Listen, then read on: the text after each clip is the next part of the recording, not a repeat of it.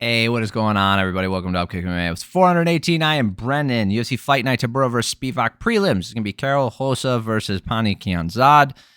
Boy, that was a beatdown. Anyway, we're going to get into all the fights in the prelims, break them down round by round. If you like this kind of thing, subscribe to the channel. That when the next video is coming out, I'd appreciate it. Let's get into the fights. Okay, so I will tell you that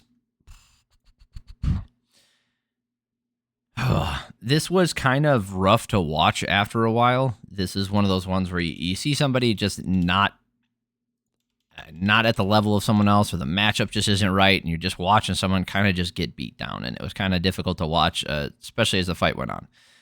Rosa's landed some heavy-ass low kicks. And then the last round, something boggled my mind.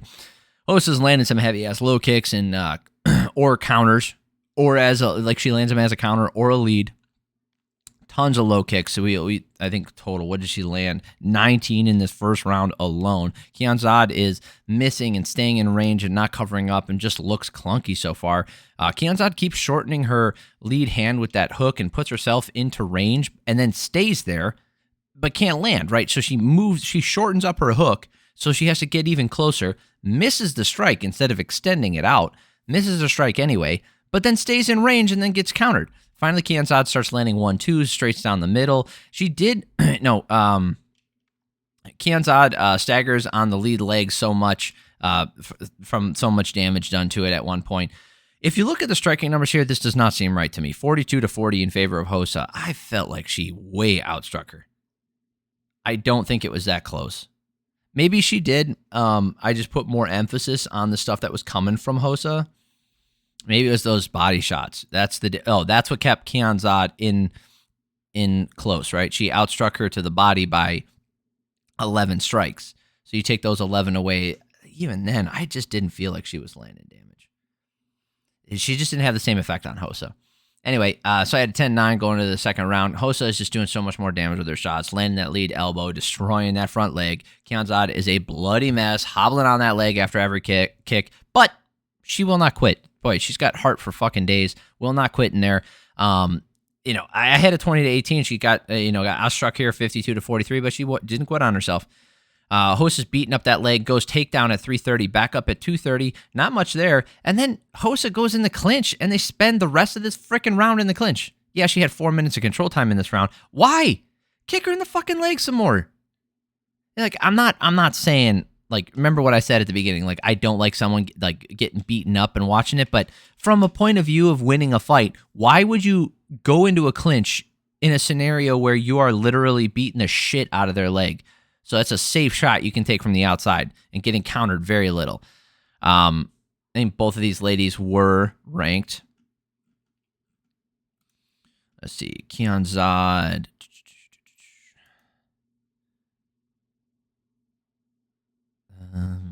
Were they not? Oh, yeah, they are. Okay.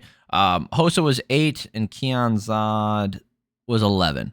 All right, so I expect Rosa to go up and Kianzad to go down, but the bantamweight division is in shambles. There's just not a lot of hype on anybody coming in here. I mean, Holly Holm is still a draw, and she's, nowhere near the fighter she was even 5 years ago. Miesha Tate, one of my favorite female fighters of all time. Back when she won the title, it was amazing, but dude, she is not the same fighter anymore, and she's still able to compete, and she's in the top 10. That's crazy. Anyway, let's move on. Yeah, I had it 30-27. I'm looking at the scorecards here. Nobody had any 10-8. Everybody had 10-9. Oh, 20-30. No surprises there. All right.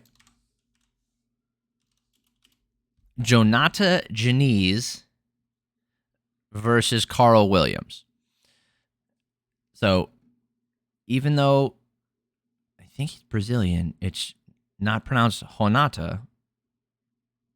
No, it wouldn't be. Anyway, never mind. It is Jhonata. Okay, I'm not crazy. Never mind. Jhonata Diniz versus Karl Williams. Williams using that jab really well earlier. Diniz going with those low kicks.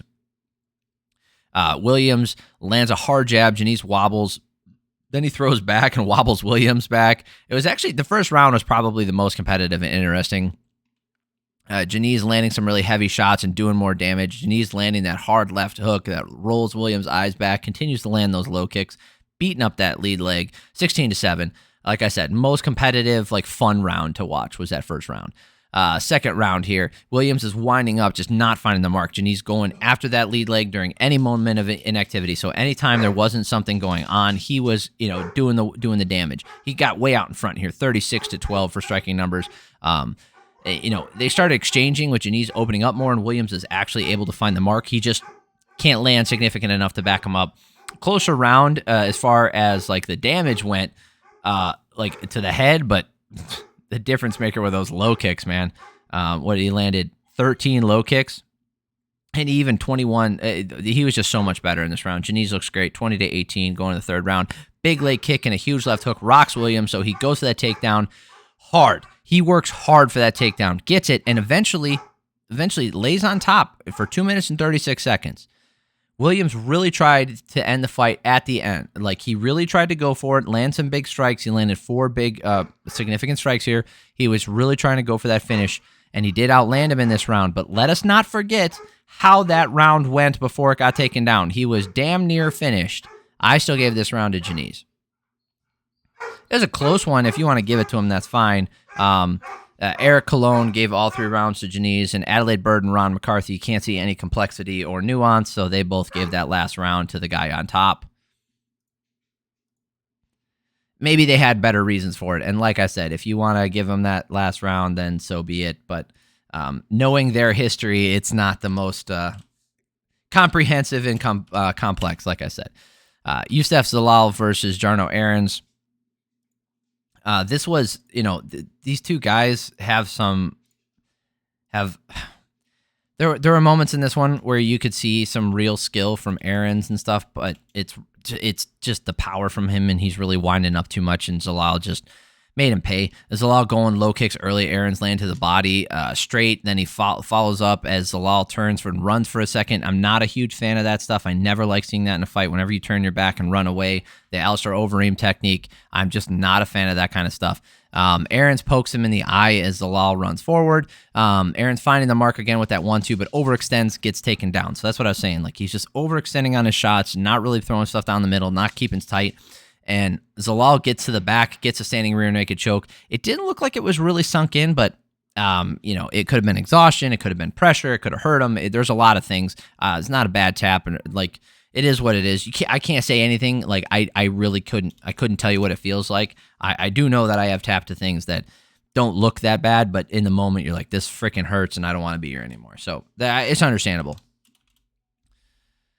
All right, Stephanie Luciano versus Talita Alencar. This is a rematch. I think the first fight took place on the Contender Series.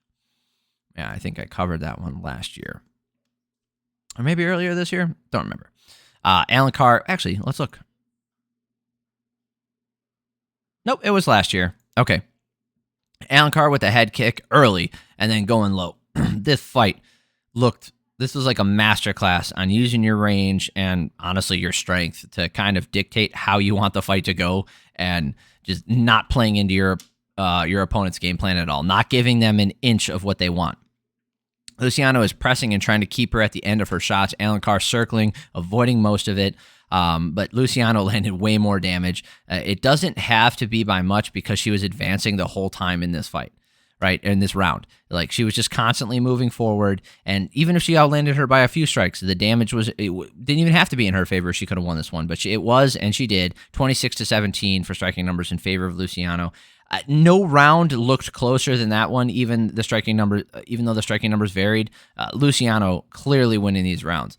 Alencar was able to get the takedown, but to get right back up in the second round. Alencar now looking more panicked, looking for the ground game and not wanting to stand back up, staying on her back and getting kicked in the legs. Luciano finding the target with the harder shots, going high with the kick, catching her with the hook as Alencar slows down. Luciano is smiling down the stretch as Alencar tries to clinch with her, tries to go for literally anything to not get punched in the face anymore. Got outstruck here, 24-9. Clearly a round for Luciano, 20-18 going to the third round. This round, she really, again, just not even coasting. She was looking like she was looking for like a highlight reel finish, throwing some weird shit out there. Didn't get that, but she did get another dominant round. Alencar is chasing her around, swinging and overextending, just not finding the mark. She couldn't really land those shots, even though she did land better here. Only got outstruck by 7 strikes, 22-15. But Luciano landing that hard right counter, then a 1-2. She went for it. I think she could have found the finish. She just never really went with the volume approach to get the finish. She really wanted that big one-hit knockout from crazy shit, and she didn't get that. Alencar just wants to clinch and slow it down. Luciano is bullying her to landing what she wants. Wasn't even a close fight. I had it 30-27. Did any judges give it? Nope. Good judging there. Overall, not a bad night for judging. So that is it for the prelims. Thank you guys so much for stopping by. I know there wasn't much, but there wasn't a lot of fights, not a lot to talk about. If you're looking for a longer video, go watch the last one on the main card. I went off on a rant about weight misses. So I appreciate y'all for stopping by. Subscribe to the channel if you like this kind of thing. That way the next video is coming out. I love you guys. Have an amazing week. Peace.